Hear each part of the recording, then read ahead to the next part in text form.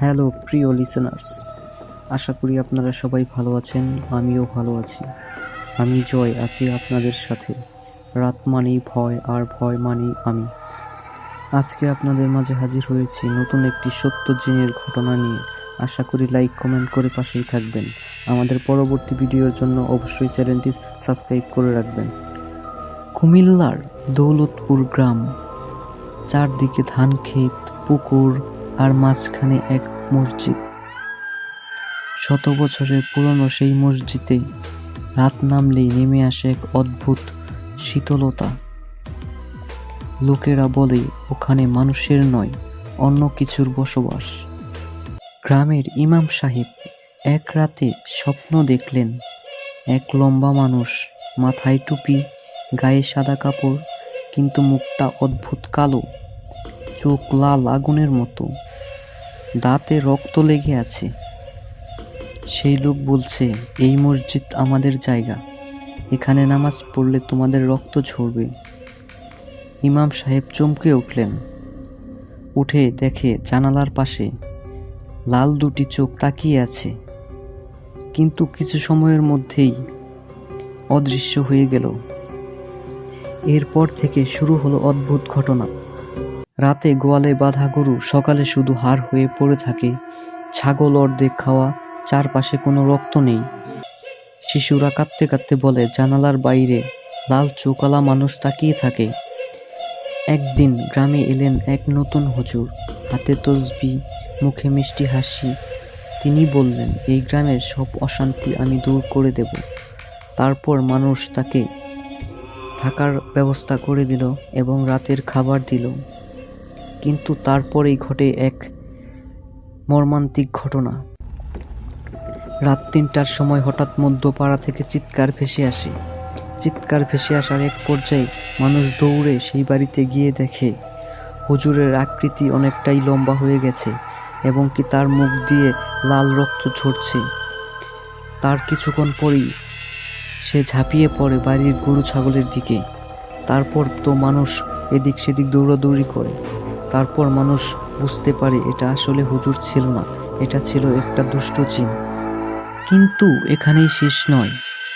গ্রামের সেলিম নামে এক যুবক রাতে টিউবওয়েল থেকে পানি আনতে যায়। প্রথমে স্বাভাবিক পানি বের হয়, কিন্তু হঠাৎ সে খেয়াল করে টিউবওয়েলের পানি রক্তের মতো লাল হয়ে গেছে।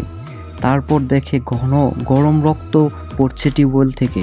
পরের দিন সকালে লোকেরা দেখে টিউবওয়েলের চারপাশে শুধু পোড়া কালো দাগ আর রক্তের গন্ধ। এরপর থেকে কলসিতে রাখা পানি ভরে হয়ে যেত ঘন লাল রক্ত। কেউ কেউ মাঝরাতে শুনতো হাঁড়ি থেকে টপ টপ টপ টপ করে রক্ত পড়ছে। এরপর এক ভয়াল রাতে গ্রামের মাঝখান থেকে শোনা গেল গর্জন, তোমরা আমার জায়গায় নামাজ পড়ছো, তাই তোমাদের ঘুম খাওয়া শান্তি সব কেড়ে নেব, তোমাদের বাচ্চারা হবে আমার খাবার। এরপর এক রাতে গ্রামের যুবকেরা সাহস করে মসজিদের কাছে গেল, কিন্তু ভোরে দেখা গেল তাদের লাশ ঝুলছে ভেতরে, মুখে ভয়ের ছাপ আর শরীর রক্তে ভিজে আছে। এরপরে গ্রামের মানুষ সব একসাথে জড়ো হয়ে সিদ্ধান্ত নেয় তারা একটা পীর সাহেবকে ডাকবে এবং এর সমাধান করার চেষ্টা করবে। এইভাবে আর কতদিন তারা ভয় নিয়ে আতঙ্ক নিয়ে রাত পার করবে, যেই ভাবা সেই কাজ।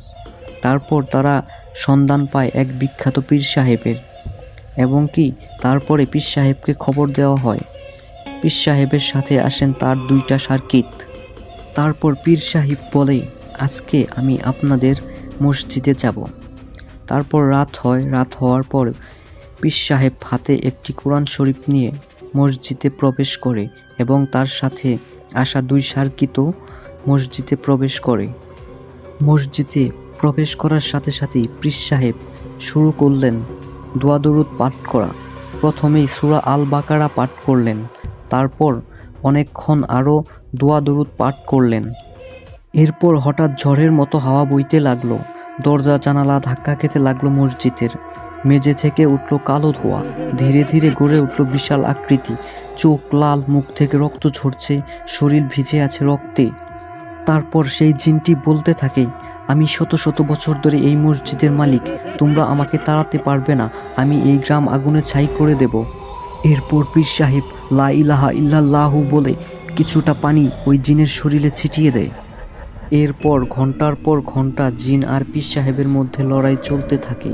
মসজিদের ভেতরে প্রচণ্ড বিকট শব্দ হয় একটু পর পর, মনে হচ্ছিল সেখানে ভূমিকম্প হচ্ছে। কিন্তু ভোর হওয়ার ঠিক কিছুক্ষণ আগেই সাদা ধোঁয়ার মতো মিলিয়ে যায় জিনটি চিৎকার করতে করতে আকাশের দিকে। তারপর আবার গ্রামে শান্তি ফিরে আসে, মানুষ আবার সেই মসজিদে নামাজ পড়তে শুরু করে।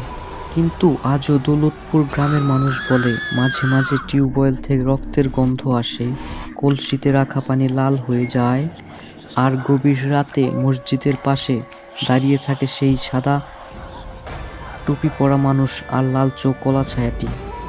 হ্যাঁ প্রিয় দর্শক, এই ছিল আমার ঘটনাটি আপনাদের কাছে কেমন লেগেছে অবশ্যই কমেন্ট করে জানাতে ভুলবেন না, এবং আমাদের পরবর্তী ভিডিও পেতে অবশ্যই চ্যানেলটি সাবস্ক্রাইব করে রাখুন। ধন্যবাদ আপনাদের সকলকে এতক্ষণ পাশে থাকার জন্য।